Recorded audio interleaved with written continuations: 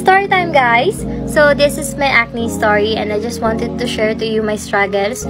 So, nag-start ako magkaroon ng pimples nung nag-try ako ng product and kinabukasan, nakita ko na agad na hindi ako nahiyang kasi tinubuan ako ng maliliit na butol dito sa face. Ini-stop ko naman agad yung product, guys, ha?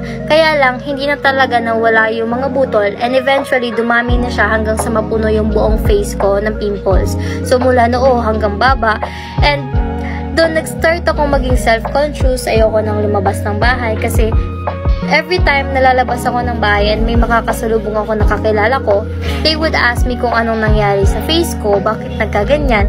Lalo kasi alam nila na makinis talaga yung face ko eh.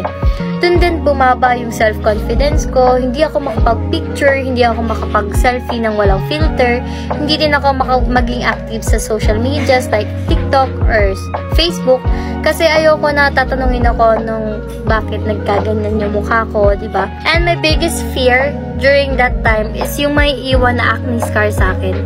So alam ko na sobrang mahal ng treatment para sa acne scars and hindi ko ma-afford yun. Until I found my holy grail.